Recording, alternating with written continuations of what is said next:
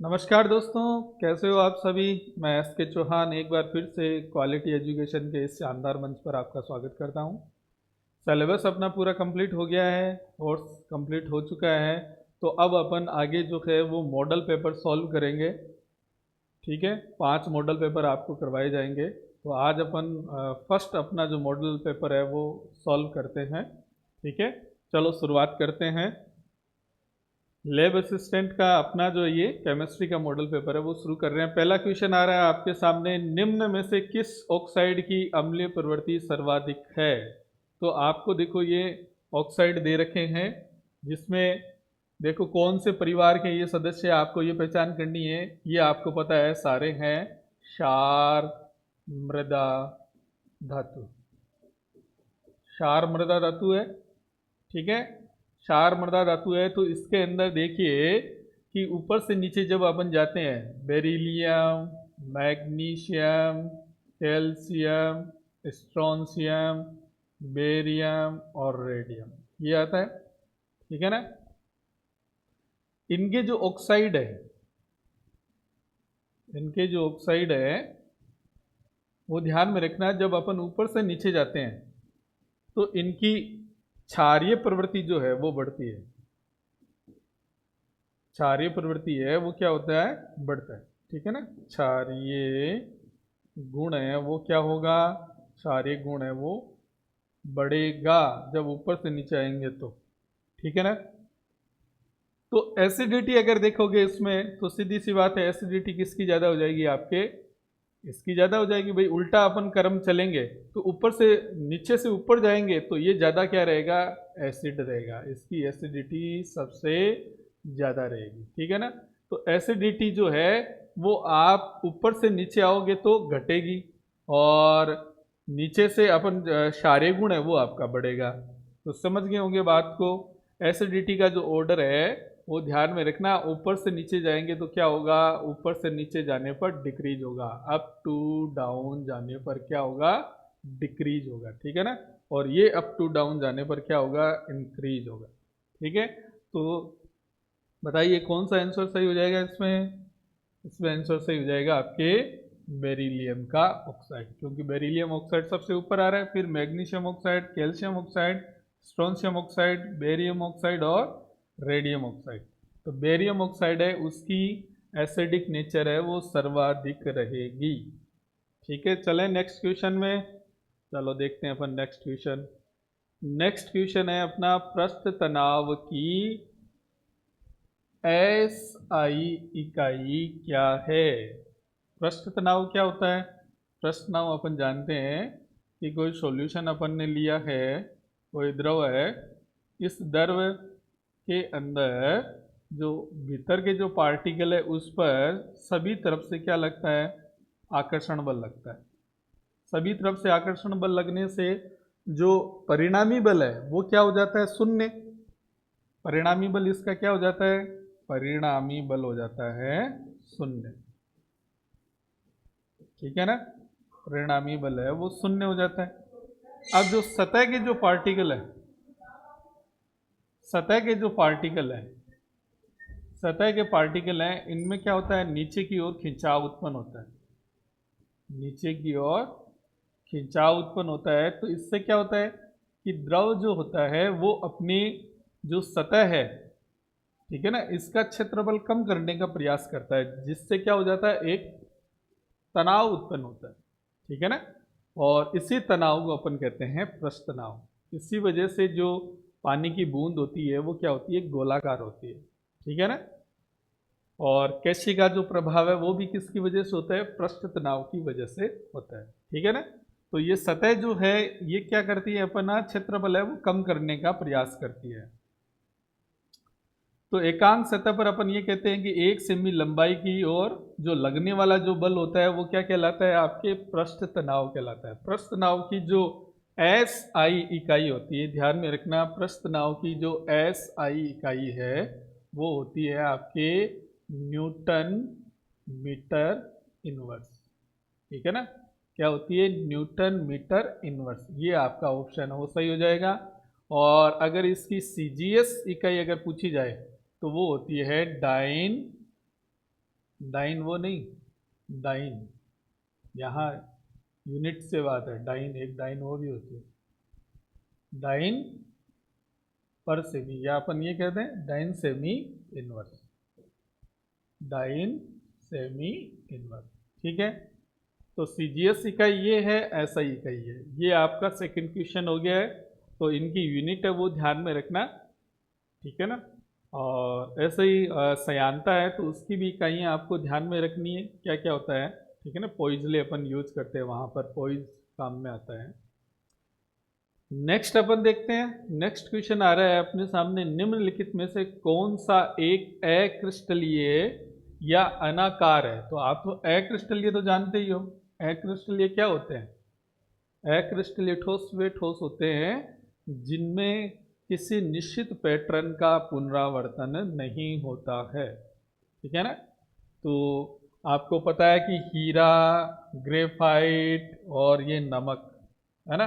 तो हीरा और ग्रेफाइट तो कौन से यौगिक हो जाते हैं आपके, ये कौन से ठोस होते हैं, ये होते हैं आपके सहसंयोजक ठोस, सहसंयोजक ठोस होते हैं, ठीक है ना। ये क्या होते हैं आपके सहसंयोजक ठोस, ठीक है।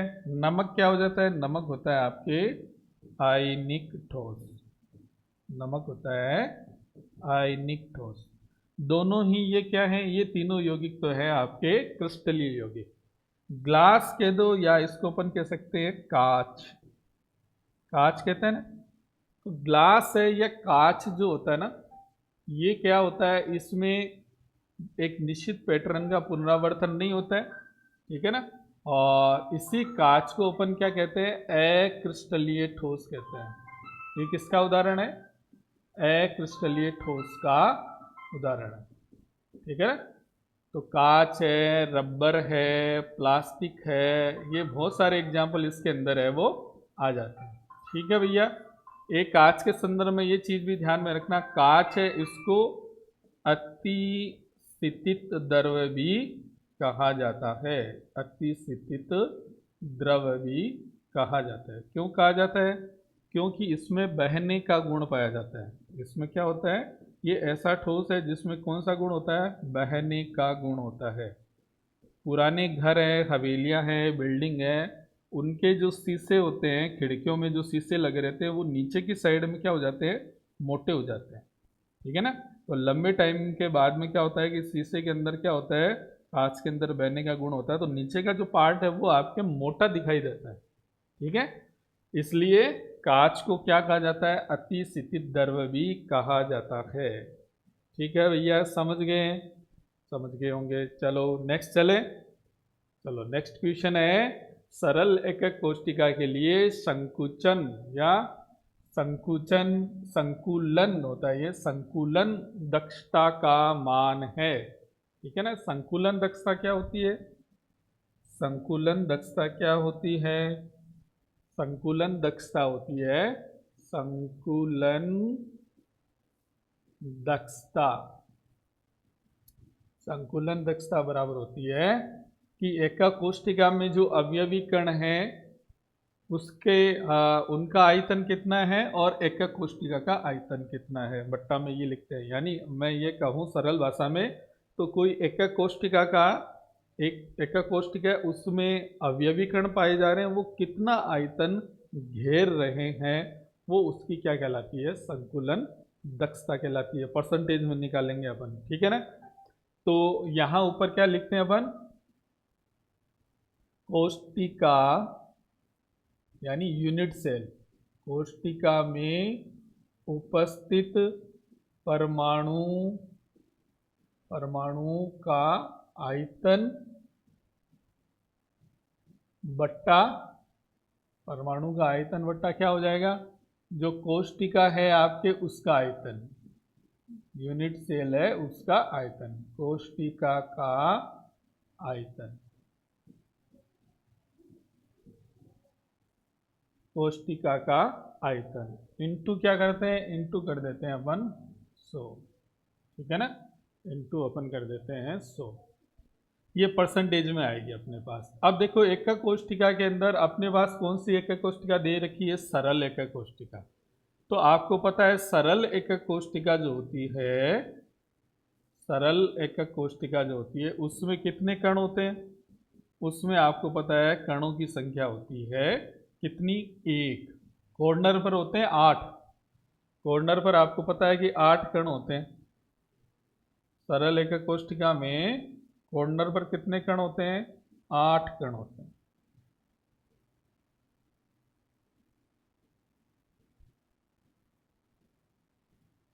आठ कण होते हैं। प्रत्येक कण होता है वो आपको पता है कितना एक इस यूनिट सेल को कितना भाग मिलता है? 1/8, क्योंकि ये जो पार्टिकल है वो आपके कितनी एकक कोष्ठिकाओं को स्पर्श करता है? 8 एकक कोष्ठिकाओं को स्पर्श करता है। तो इस कण का अपन को 1/8 भाग मिलता है, इसका भी 1/8, 1/8। ये अपन पहले पढ़ चुके हैं सॉलिड में, आपको पता भी है 1/8, 1/8, 1/8 और ये 1/8।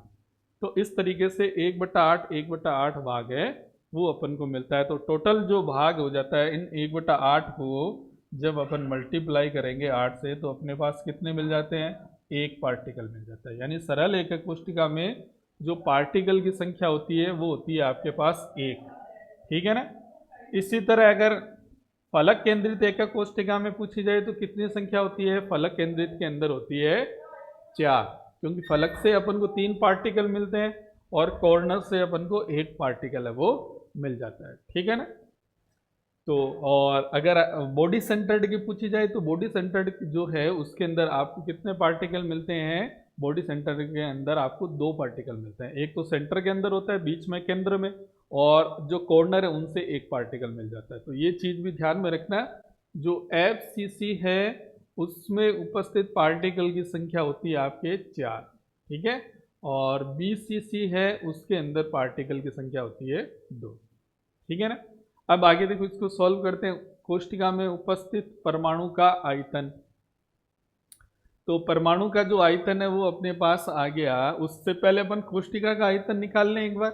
कोष्ठिका का आयतन देखो कैसे निकालेंगे, देखो यही सॉल्व कर रहे हैं अपन। कोष्ठिका का आयतन निकालने के लिए देखो अपन ने एक यूनिट सेल बनाई,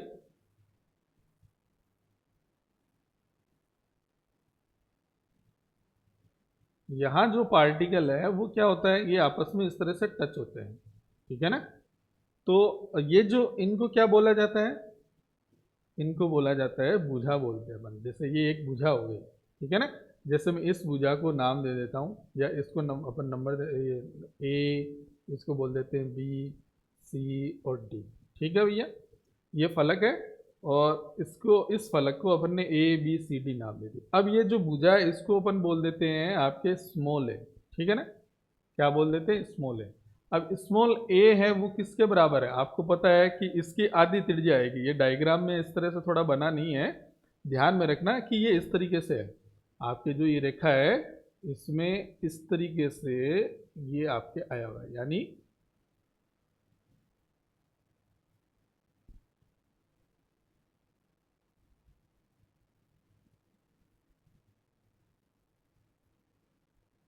ये यहां से आया हुआ है। ठीक है ना?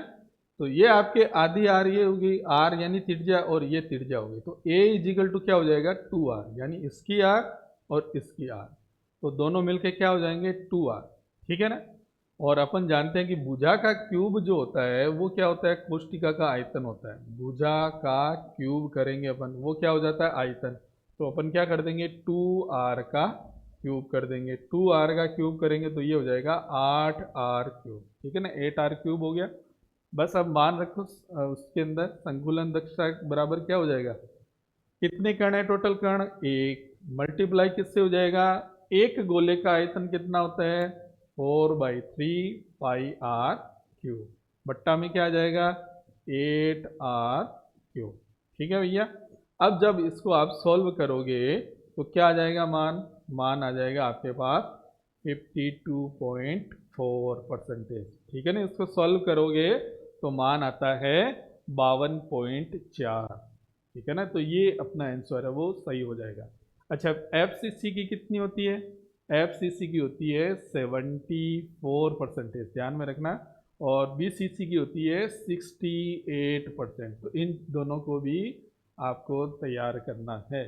ठीक है, चलो ये हो गया फोर्थ क्वेश्चन। नेक्स्ट क्वेश्चन देखते हैं अपन। नेक्स्ट क्वेश्चन है वायुमंडल में नाइट्रोजन का प्रतिशत कितना है, सब जानते हैं कितना होता है, 78.09%। ठीक है, और बाकी 21% है, ये किसका हो जाता है, ये हो जाता है आपके ऑक्सीजन का। नाइट्रोजन का तो कितना आयतन है, 78.09, और ऑक्सीजन का हो जाता है आपके 21%। बाकी अक्रिय गैसें हैं आपके, CO2 है, ऑर्गन है, हीलियम है, इन जो बच गई जो मात्रा वो इनकी हो जाती है। ठीक है ना, तो ये चीज़ ध्यान में रखना। सिंपल सा क्वेश्चन है, कर सकते हो आप। चलो नेक्स्ट अपन देखें। नेक्स्ट जो है वो है गैसों में कणों की गति के बारे में आप क्या कह सकते हैं। गैस के अंदर जो कण होते हैं, ये कोई पात्र है अपने, इसके अंदर, इस पात्र के अंदर कोई गैस भरी हुई है, ठीक है ना। तो गैस के जो पार्टिकल होते हैं उसके संदर्भ में अपन क्या कह सकते हैं, इसके लिए गैसों का नियम दिया था मैक्सवेल ने, ठीक है ना। तो मैक्सवेल ने क्या कहा था, मैक्सवेल ने ये कहा था कि ये जो कण होते हैं ये अनियमित गति करते हैं, मतलब सीधे चलते रहते हैं। अगर इनके बीच में रास्ते में कोई पार्टिकल आ जाता है या पात्र की दीवारों से टकराते हैं तब तो इनकी दिशा बदलती है, बाकी ये सीधे सीधे चलते रहते हैं। इनकी जो गति होती है वो यादृच्छिक होती है, ठीक है ना, और बहुत तेज गति से ये गति करते हैं और पूर्ण प्रत्यास्थ होते हैं। गैसों के कणों की जो गति होती है वो कैसी होती है, पूर्ण प्रत्यास्थ, ठीक है ना, पूर्ण प्रत्यास्थ होती है और यादृच्छिक होती है, यादृच्छिक गति होती है। ठीक है भैया, और इसके लिए इन्होंने एक समीकरण भी दी थी, क्या थी, 1/3 mn/u²। ये गैसों की अणुगतिक समीकरण थी, ठीक है ना।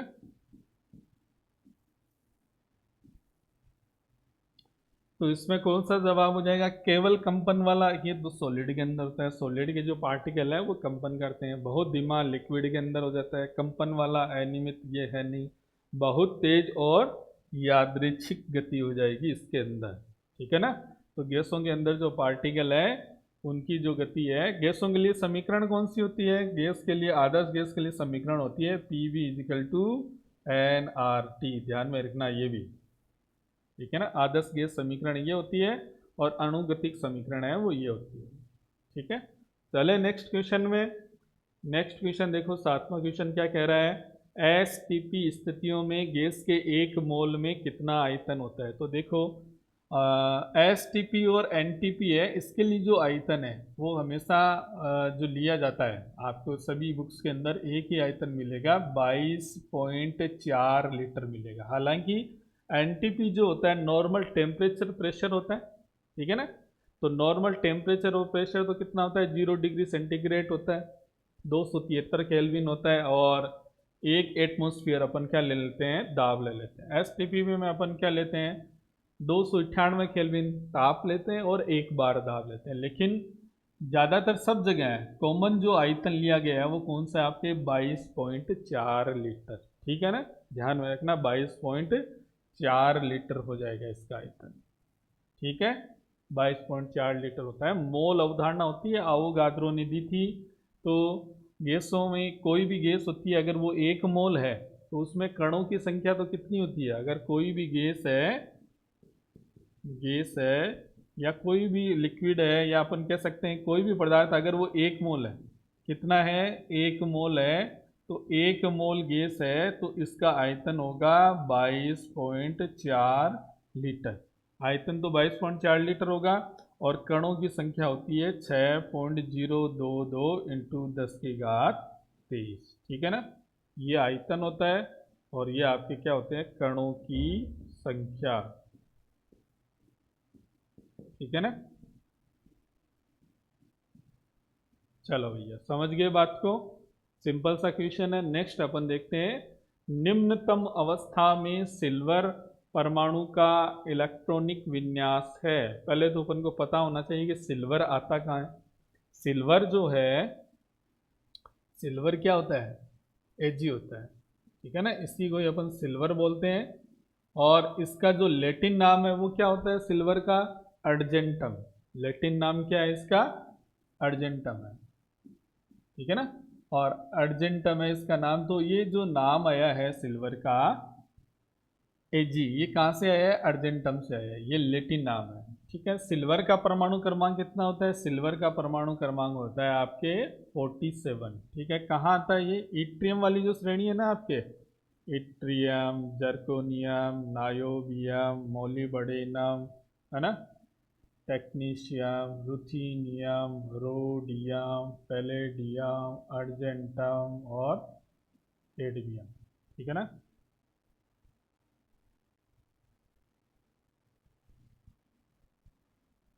ये होता है। तो यहाँ ये सिल्वर आता है। अब देखो सिल्वर जो है वो आपके, सिल्वर का जो विन्यास है वो ध्यान में रखना कि डी ब्लॉक के लिए इलेक्ट्रॉनिक विन्यास का जो फॉर्मूला लिया जाता है वो क्या होता है? n-1 डी 1 to 10 ns2, ये विन्यास लिया जाता है। n-1 डी 1 to 10 ns2 लिया जाता है। तो यहाँ अगर देखेंगे तो यहाँ इलेक्ट्रॉन की संख्या 1 2 3 4 5 6 7 8 9 और 10, ठीक है ना। कौन सा है ये आवर्त? आपको पता है ये कौन सा आवर्त है? ये 5वें आवर्त में आता है, ठीक है ना। जो 5वां आवर्त है उसके अंदर ये सीरीज आती है सिल्वर वाली। इसके ऊपर देखो कौन सा आता है? स्केडमियम आता है। इसके ऊपर आ जाता है आपके स्केडमियम वाली सीरीज, ठीक है ना। और इसके नीचे आ जाती है लेंथेनम वाली सीरीज आती है, ठीक है ना। तो ये सीरीज तो आपको पता होगी। ये आपके आवर्त की संख्या होती है 4 और ये 5 और ये हो जाता है आपके 6, छठा आवर्त होता है। फिर इसके नीचे एक्टिनोड सीरीज हो जाती है जो 7वीं सीरीज है। तो ये n का मान है, ये आपके किसका मान है? n का मान होता है ये, ठीक है ना। ये n का मान है। तो n के मान में देखो क्या है फिर, यहाँ अगर अपन n का मान रखेंगे तो 5 - 1 यानी कितना हो गया? 4d हो गया, ठीक है ना। n का मान कितना रखेंगे? 5, तो 5 का रखेंगे तो ये 4d हो गया। 4d में देखो कितने इलेक्ट्रॉन करने अपन को? 9 इलेक्ट्रॉन करने, कर दिए।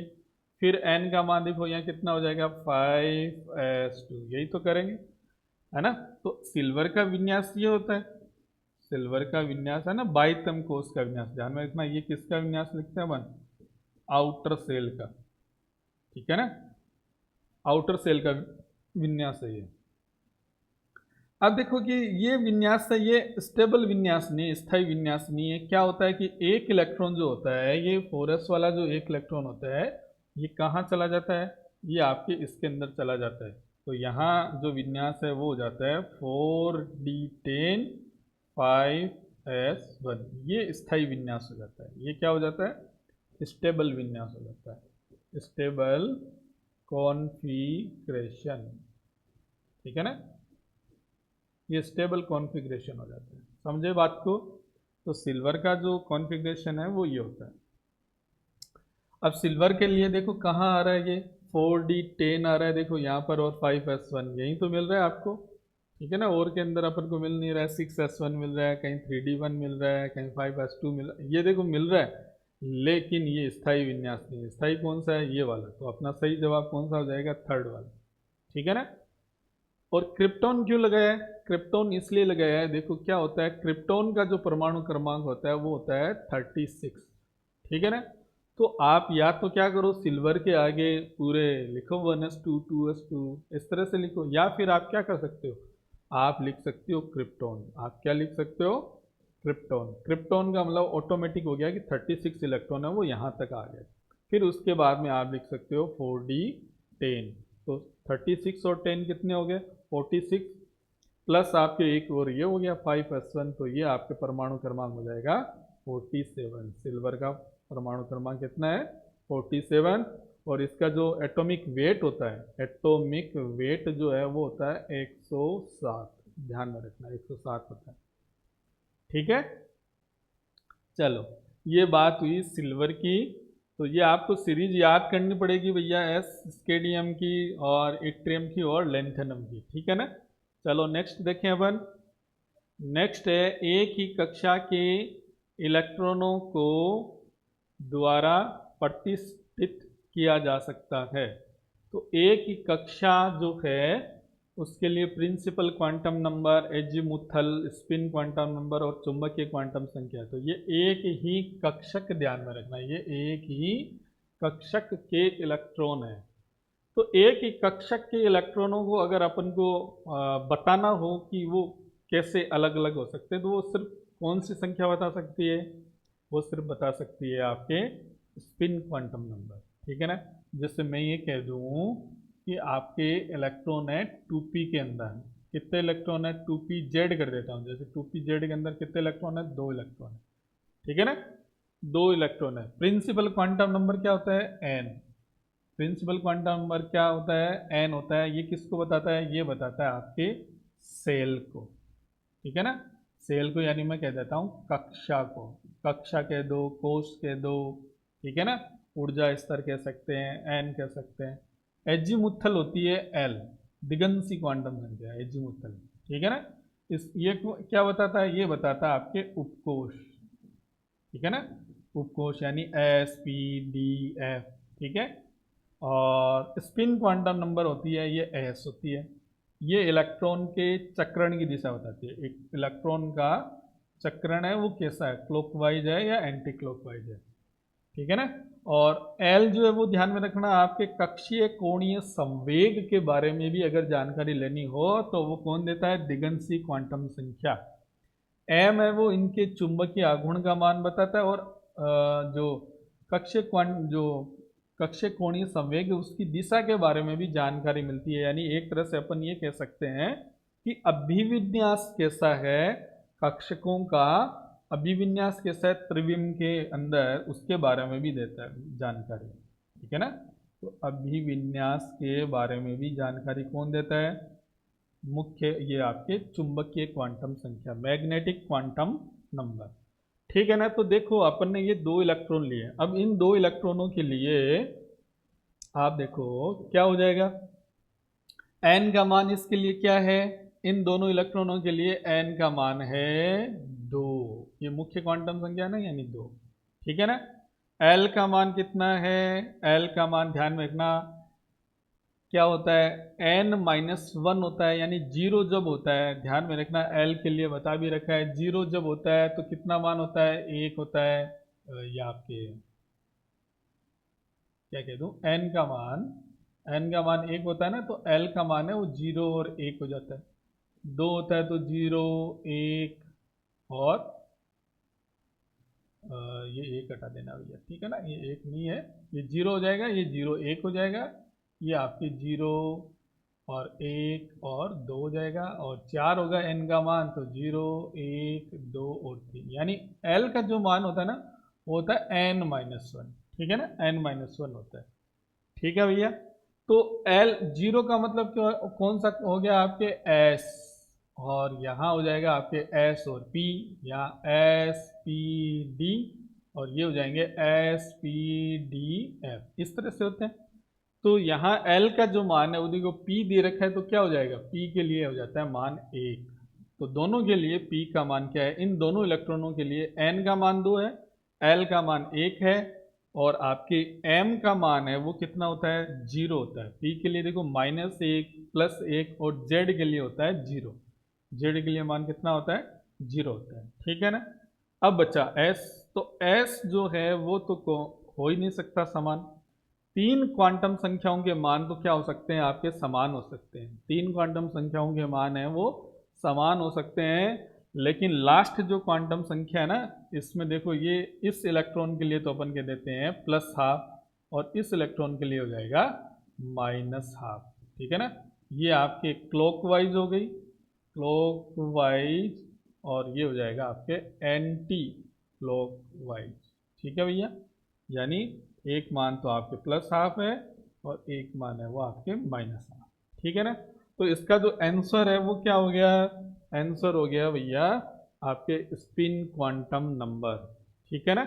चलो नेक्स्ट देखें सवाल को, नेक्स्ट सवाल देखो भैया, नेक्स्ट सवाल आ रहा है आपके सामने, परमाणु का अधिकतम द्रव्यमान मास कहाँ केंद्रित होता है, सब जानते हैं मास कहाँ केंद्रित होता है, न्यूक्लियस में केंद्रित होता है। बताने की जरूरत है क्या, सब जानते हैं, ठीक है ना। क्योंकि एटम जो है, इस एटम के अंदर सेंटर के अंदर ही ये क्या कहलाता है, आपका न्यूक्लियस कहलाता है, केंद्रक कहलाता है, ठीक है ना। इसको क्या कहते हैं, केंद्रक, ठीक है ना।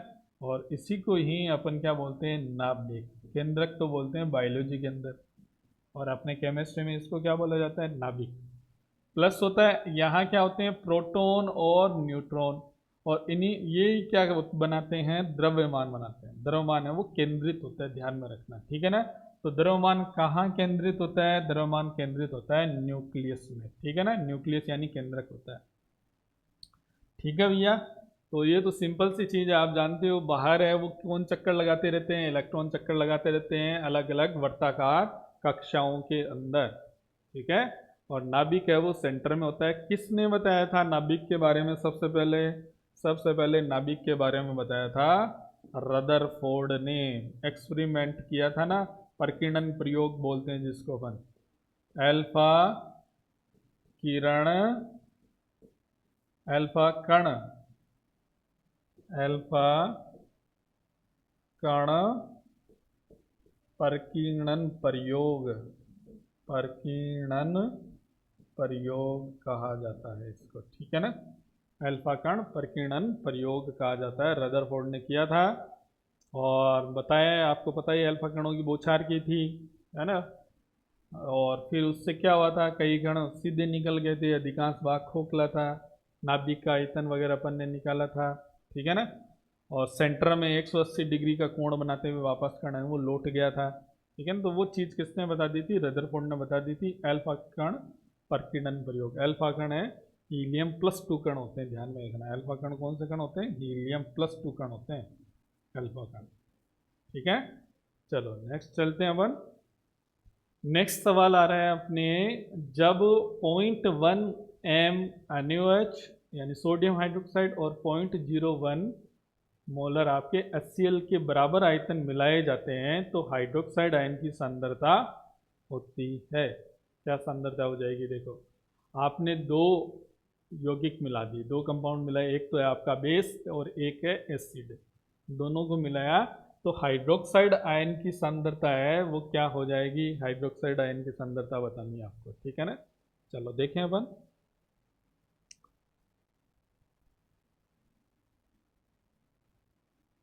हाँ भैया देखो, आपके पास दो चीज़ें हैं, एक तो मिलाया आपने NaOH, ठीक है ना, और एक मिलाया आपने HCl। दोनों को मिलाने से क्या बनेगा, NaCl प्लस H2O बनेगा, ठीक है ना।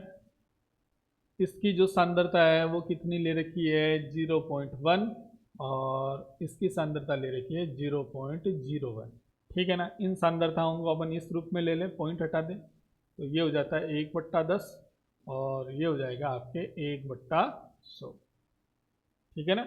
बाईं ओर जाता है तो अपन कहते हैं ना माइनस होता है, दो अंक है तो -10 की घात -2 भी लिख सकते हो, नीचे भी लगा सकते हो, एक ही बात है।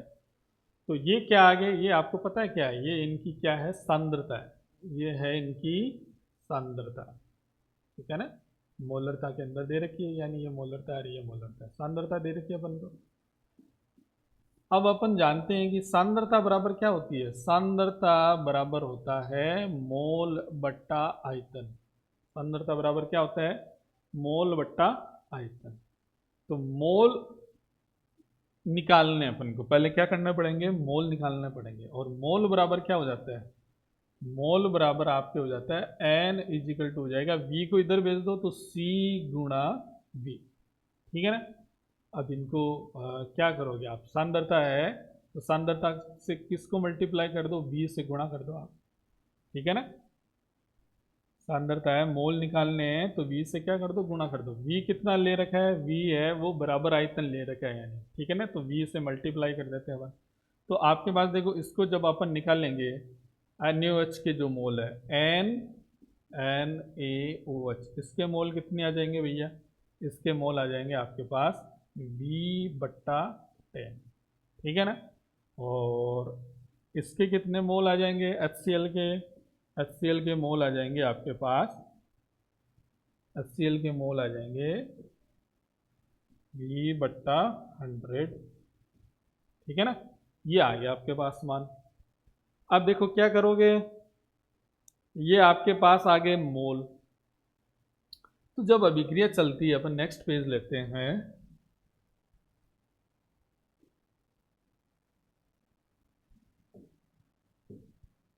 आपके पास है NaOH सोडियम हाइड्रोक्साइड और HCl है, और दोनों क्रिया करके बना रहे हैं NaCl सोडियम क्लोराइड और वाटर मोलिक्यूल। उदासीनीकरण अभिक्रिया है, अम्ल और क्षार की अभिक्रिया, जल का निर्माण होता ही है। तो इसके जो मोल आए, इसके मोल कितने आगे भैया, इसके मोल आगे V/10, V/10 आए, और इसके मोल आए V/100, है ना। V/10 और V/100 इनके मोल आगे, ठीक है ना। अब देखो क्या होता है, आप बताओ इनमें से किसका मान ज्यादा है। ये मान आपके ज्यादा है, पता है ना आपको, बट्टा में 10 है, तो बट्टा में 10 लगने का मतलब ये मान आपका ज्यादा हो गया। 100 लगाने का मतलब 100 से भाग देना पड़ेगा, तो ये मान क्या हो गया, कम हो गया। यानी जब अभिक्रिया चलेगी, दोनों के बीच जब अभिक्रिया होगी, सोडियम हाइड्रोक्साइड और HCl के बीच अभिक्रिया होगी, तो HCl है वो पहले ही खत्म हो जाएगा। HCl है वो पहले ही उसका कंजप्शन हो जाएगा, वो खत्म हो जाएगा। बचेगा क्या आपके पास, बच जाएगा आपके पास V/10 में से कुछ मात्रा। तो वो बची हुई मात्रा कितनी है, ठीक है ना। अपन देखते हैं कि बची हुई मात्रा कितनी रह गई। तो शेष मात्रा अपन निकालें, तो शेष मात्रा है वो कितनी हो जाएगी, इसके मोल कितने बच गए ना, यही तो करेंगे भाई। इसके साथ ये क्रिया कर रहा है, ये कम है और ये ज़्यादा है, तो ये कितनी क्रिया कर लेगा और बच जाएगा ये कितना, तो अपन क्या करेंगे, V/10 माइनस V/100, ठीक है ना। चलो अब देखो इसको करते हैं सॉल्व। तो ये देखो लघुत्तम लेते हैं, इनका लघुत्तम समावर्त लेते हैं, तो बट्टा में आ जाएगा आपके 100, ये आपके 10 बार गया, तो ये हो गया 10V, माइनस ये एक बार गया, तो ये हो गया V, यानी 1V हो गया। तो बराबर आ जाएगा आपके पास 9V/100। ये बची हुई मात्रा आ गई, ठीक है ना। ये बची हुई मात्रा आ गई, तो इस बची हुई मात्रा में ही तो OH माइनस आइन है, ठीक है ना। यानी आपके OH आयन भी तो इतने ही थे, V/10 ही तो थे, और वो V/10 आयन है वो इससे H+ आयनों से क्रिया कर रहे, तभी तो जल बन रहा था। अब H+ आयन इसके साथ क्रिया करके H2O बन गए। अब कुछ मात्रा OH आयनों की भी तो बची, वो मात्रा कितनी है, NV/100, ठीक है ना। तो मैं ये कह देता हूँ OH माइनस आयन की सांद्रता, ठीक है ना, कितनी हो जाएगी भैया, सांद्रता हो जाएगी आपके पास NV/100। ये तो मोल है, ध्यान में रखना। ये तो क्या है, ये आपने मोल निकाल लिए हैं, ये मोल है, बचे हुए मोल है ये, ठीक है ना। हाँ, सांद्रता निकालने के लिए देखो ये मोल निकाल लेना आपने। अब क्या करना पड़ेगा, देखो आपने NaOH और HCl इन दोनों को मिलाया है, ये भी आपका 1 लीटर है और ये भी 1 लीटर है, ठीक है ना। ये भी आपका 1 लीटर और ये भी आपका 1 लीटर कहते हैं, यानी ये एक V है और ये भी V है और ये भी V है ना। V माना ना अपन ने, तो ये टोटल ये जो मोल है इसमें अपन क्या कर देंगे, अपन आयतन का भाग दे देंगे। किसका भाग देंगे, आयतन का भाग देंगे, तो आयतन कितना है 2V। आपने सोडियम हाइड्रोक्साइड और HCl है दोनों को मिलाया, तो टोटल आयतन कितना बना, 2V तो बना। तो अपन यहाँ क्या लिख देंगे, 2V। अब 2V से जब अपन सॉल्व करेंगे तो क्या हो जाएगा, ये V से V कैंसिल हो गया, V से V कैंसिल, और 2 को इससे गुणा करें, 2 को इसमें भाग दें, तो ये कितना आ जाएगा 4.5/100, ठीक है ना। ये आ गया।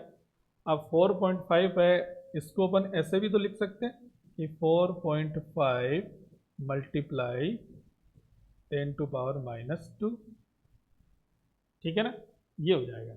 तो ये आपके OH माइनस आयनों की सांद्रता हो जाती है। अब अपन को क्या है कि आगे ये POH निकालनी पड़ेगी, इसमें pH निकाली गई, हाइड्रोक्साइड आयन की सांद्रता होती है। तो हाइड्रोक्साइड आयन की सांद्रता तो देखो ये हो गई आपके, ठीक है ना। अब इसमें ना एक्चुअल में क्या पूछी गई है, इसमें pH पूछी गई है, ध्यान में रखना। इसमें एक्चुअल में क्या पूछी गई है, पीएच निकालनी है आपको। सांद्रता तो अपन ने निकाल ली, हाइड्रोक्साइड आयन की सांद्रता है वो तो देखो अपन निकाल चुके, ये सांद्रता हो गई। सीधी सी बात है, सांद्रता तो आ गई, ये तो उत्तर आ नहीं रहा आपके सांद्रता में। तो आपको क्या निकालनी है इसमें, पीएच निकालनी है, ध्यान में रखना पीएच। ठीक है भैया, चलो पीएच अब अपन निकालते हैं।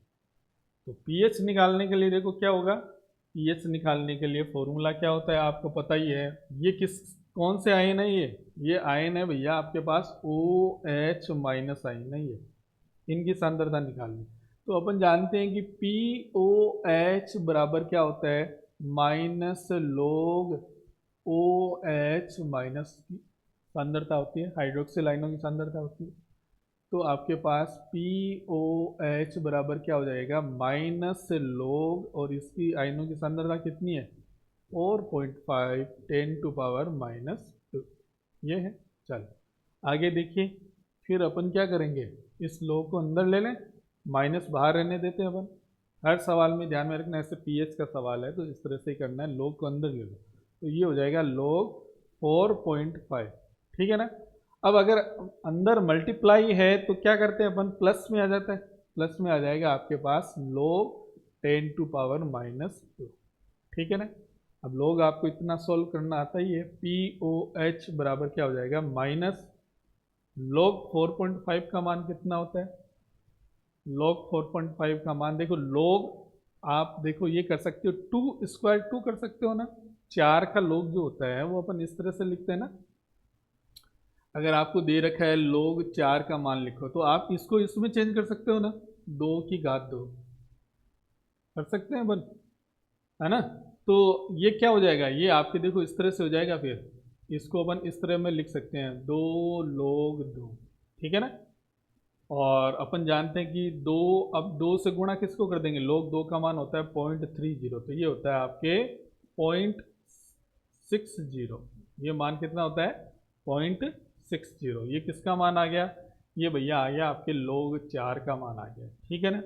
इसी तरह अगर आपको निकालना है लोग 5 का मान, तो लोग 5 का आपको याद रखना पड़ेगा, या सवाल में दिया हुआ मिलता है ज़्यादातर, नहीं है तो फिर आपको थोड़े कुछ मान ध्यान में रखने हैं। लोग 5 का मान होता है 0.69, कितना मान होता है 0.69 मान होता है। ठीक है ना। लोग 3 का मान होता है 0.47। ठीक है, ऐसे कुछ मान ध्यान में रखने पड़ेंगे।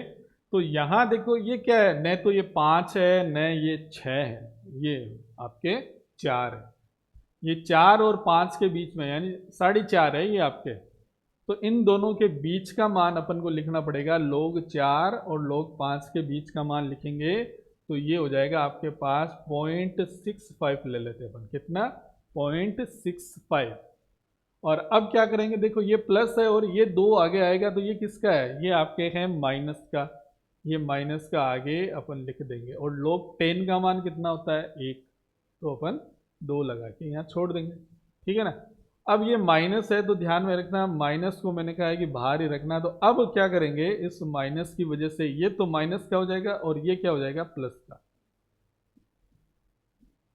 ये हो गया आपके प्लस का। तो अब देखो POH क्या हो गया, POH का मान हो गया आपके पास 1.35। POH का मान तो ये हो गया आपके पास 1.35, अभी भी नहीं है ना इसके अंदर। अब देखो क्या करेंगे, सीधी सी बात है, इसमें पीएच ही निकाल लिया, न तो अपन को हाइड्रोक्सिल आयन की सांद्रता, सवाल को थोड़ा सा इसमें चेंज कर लेना। तो ये बराबर आयतन मिलाए जाते हैं तो यहाँ लिखना है, तो पीएच का मान लिखिए, यही होगा सवाल में। ठीक है ना। तो अब देखो पीओएच अपन ने निकाल ली, अपन जानते हैं कि पीएच प्लस पीओएच बराबर होता है 14, है ना। दोनों का योग कितना होता है 14 होता है। तो आप पीएच निकालोगे तो पीएच बराबर क्या हो जाएगा, पीओएच को उधर ले जाओगे तो माइनस में आ जाएगा, तो 14 माइनस 1.35 क्या हो जाएगा, देखो ये आपके घटके 12 पॉइंट, देखो आगे 6 और 5 65 आ जाएंगे ना, 35 है तो 12.65 ये आ जाएगी आपके पीएच। देखो मिल रही है नहीं मिल रही, ये बिल्कुल मिल रही है देखो। तो ये किसका मान पूछा गया है, पीएच का मान पूछा गया है, ध्यान में रखना, इसको थोड़ा सा ध्यान में रखना। हाइड्रोक्साइड आयन की सांद्रता तो अपन निकाल चुके, ऑप्शन में है नहीं, तो अपन को क्या निकालनी है, पीएच निकालनी, ध्यान में रखना है, ये पीएच पूछी गई है इसके अंदर, ठीक है ना। इसमें थोड़ा संशोधन कर लेना, पीएच पूछी गई है, तो इस तरह से अपन ने सवाल को सॉल्व किया है। ध्यान से वीडियो को रिवाइंड कर लेना और आराम से समझ लेना। चलो नेक्स्ट अपन देखें। नेक्स्ट अपने पास जो है वो है 10 की घात -10 मोलर सोडियम हाइड्रोक्साइड विलयन का पीएच सबसे निकट होता है। तो इसमें देखो क्या होता है, पीएच निकालने के लिए फॉर्मूला ये होता है, सांद्रता अपन को दे ही रखी है, यानी NaOH है, ये टूटेगा, स्ट्रॉन्ग बेस है तो पूरा का पूरा टूट जाएगा, OH माइनस बनेगा। तो यहाँ जो इसकी सांद्रता रहेगी वो इसी की भी तो रहेगी, यानी अगर ये 10 की घात -10 मोलर है तो ये भी आपके पास 10 की घात -10 मोलर और ये भी 10 की घात 10 मोलर हो जाएगा, है ना। तो आपके पास OH माइनस आयनों की जो सांद्रता है वो आ गई 10 की घात -10 m, ठीक है ना। अब इसकी सहायता से अपन क्या निकाल सकते हैं, अपन निकाल सकते हैं आपकी POH निकाल सकते हैं। POH देखना समझना बात को, POH निकालने के लिए अपन क्या करेंगे, माइनस लोग 10 की घात -10, यही तो लिखेंगे, OH माइनस आयनों की सांद्रता लिखते हैं यहाँ पर। अब ये आगे आएगा तो ये माइनस और ये माइनस ये क्या हो जाएंगे, प्लस, प्लस हो जाएंगे, तो यहाँ मान आ जाएगा 10, क्योंकि log 10 का मान कितना होता है 1, ये आगे आएगा, आगे आएगा तो ये माइनस और ये माइनस हो जाएंगे प्लस, ये प्लस लिख दिया, log 10 का मान कितना हो जाता है 1, तो 1 से गुणा करो या नहीं करो एक ही बात है, तो ये 10 आ जाएगी, यानी POH आ गई आपके पास 10। अब अपन जानते हैं कि PH प्लस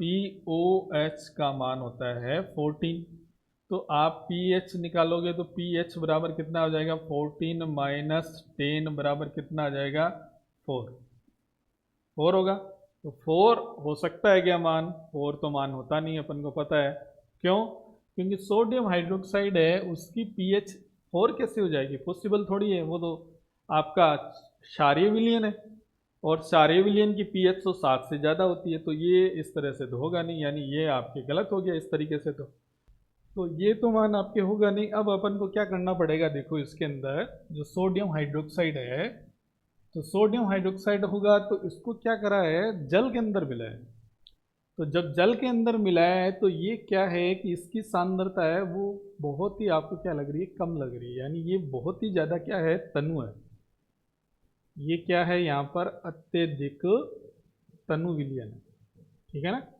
और अत्यधिक तनु विलयन होने की वजह से इसकी जो इसके अंदर विलयन के अंदर जो अपन हाइड्रोक्साइड आयन देखते हैं सोडियम हाइड्रोक्साइड के, उसके अलावा अपन को वाटर के जो हाइड्रोक्साइड आयन है उनको भी कंसीडर करना पड़ेगा, ठीक है ना।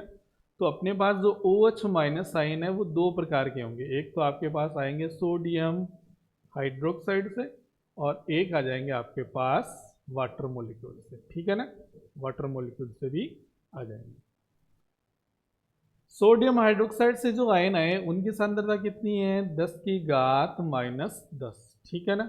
और जो आपके पास जल से है उनकी होती है सांद्रता 10 की घात -7, ठीक है।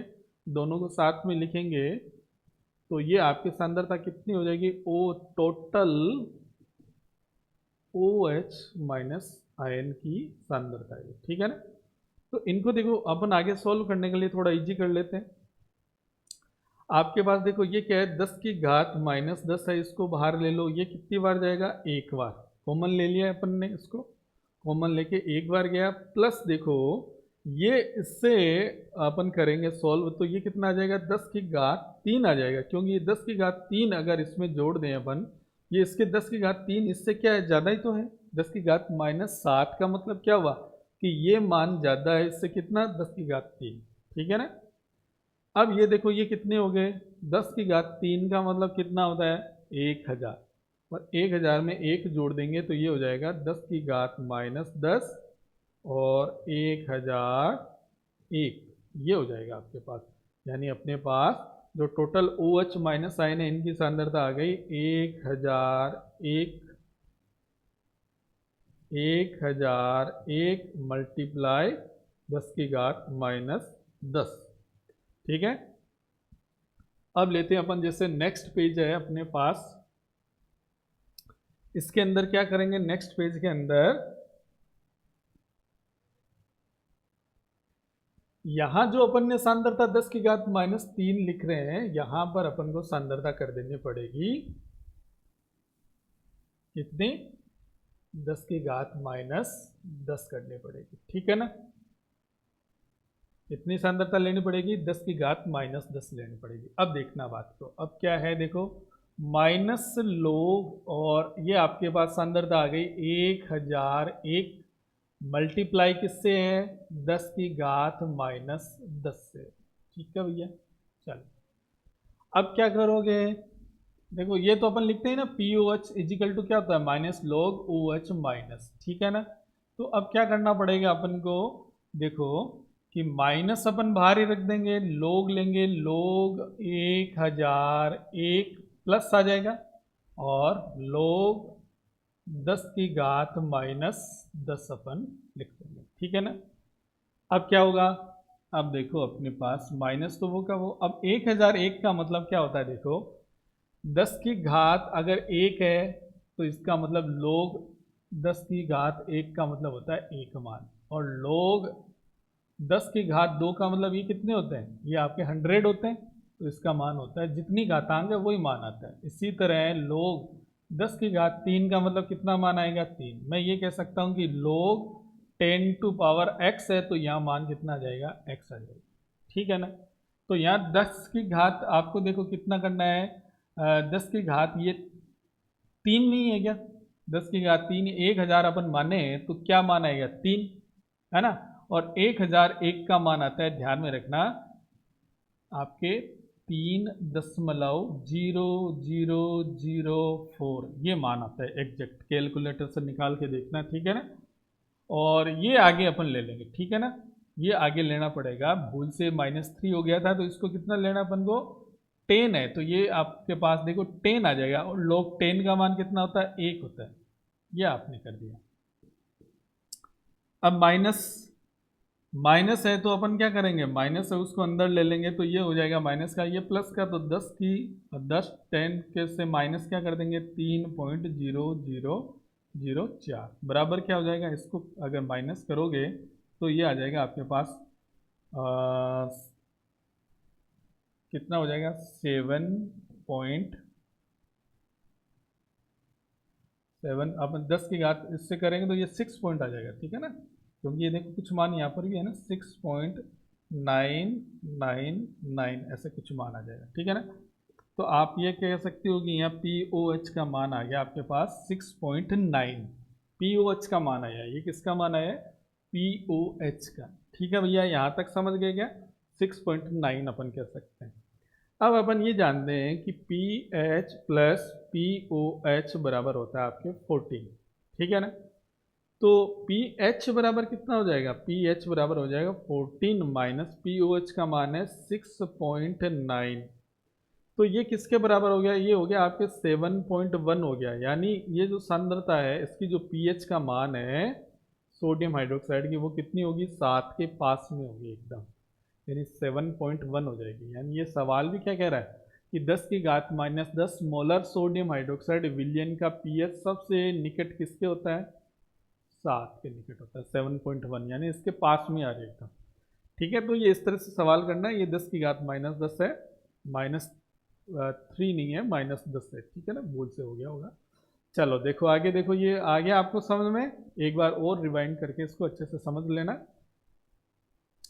अब आगे है कि हमारे शरीर में अधिकांश प्रक्रियाएं होती है, किस में होती है, ठोस में होती नहीं है, न गैस में होती है, न कोलॉइडल विलयन में होती है, तरल विलयन के अंदर अभिक्रियाएं होती है। अपने शरीर के अंदर जो क्रियाएं होती है वो किस विलयन में होती है, तरल के अंदर। निम्नलिखित में से इकाई विलयन की सांद्रता को उसके वाष्प दाब से जोड़ने में उपयोगी है। देखो वाष्प दाब है, उसका सांद्रता से क्या संबंध है, देखो सांद्रता की इकाइयां हैं सारी, मोलरता, भार प्रतिशत है, ये क्या है, भार प्रतिशत, ध्यान में रखना, डब्ल्यू परसेंटेज कहते हैं ना, भार प्रतिशत, और ये है आपके पीपीएम, ये आपके मोलर्ध है, और ये होता है मोल भिन्न। तो कुछ याद आ रहा है आपको? राउल्ट का नियम याद आ रहा है? राउल्ट का नियम क्या कहता है? राउल्ट का जो नियम है वो यही तो कहता है। राउल्ट का नियम कहता है कि कोई भी विलयन है, उस विलयन में जो वाष्प दाब बन रही है, विलयन की जो वाष्प दाब बन रही है, उस वाष्प दाब का जो आंशिक वाष्प दाब है, यानी उस वाष्प के दाब के अंदर अलग अलग घटक होंगे, उनका सबका अपना अपना क्या होगा? आंशिक वाष्प दाब होगा। ठीक है ना? जैसे मैं कहूँगी कोई लिक्विड है यहाँ पे, इस तरह से समझना, वैसे आपको बताया हुआ है पूरा कि यहाँ पर ABC 3 प्रकार के यौगिक मिले हुए हैं। ठीक है ना? तो इसमें यहाँ जो वाष्प बनेगी, जो P टोटल जो बनेगी, वो किसके बराबर होगी? PA PB PC के बराबर होगी। ठीक है ना? ये आंशिक वाष्प दाब जो होती है, यानी आंशिक वाष्प दाब है, वो विलयन में उपस्थित इनके जो मोल भिन्न है उनके समानुपाती होती है। यानी इनके जो मोल भिन्न होंगे ना, घटक A का जो मोल भिन्न है उसके समानुपाती होगा इसका आंशिक वाष्प दाब। ठीक है ना? तो PA इजिकल टू क्या हो जाता है? समानुपाती का चिन्ह हटाते हैं, P नोड A आ जाएगा। ये होता है इसका शुद्ध अवस्था में, यानी इसको केवल अलग से लें, शुद्ध अवस्था में लें, उस समय इसका वाष्प दाब कितना हो रहा है। ठीक है ना? तो ये संबंध आ जाता है, ये होता है आपके राउल्ट का नियम होता है। ठीक है ना? ये राउल्ट का नियम है। तो राउल्ट के नियम के अनुसार अपन को पता पड़ रहा है कि वाष्प दाब है वो किससे रिलेटेड है? मोल अंश से। ये क्रॉस नहीं किया, ये मोल भिन्न है, ध्यान में रखना भैया।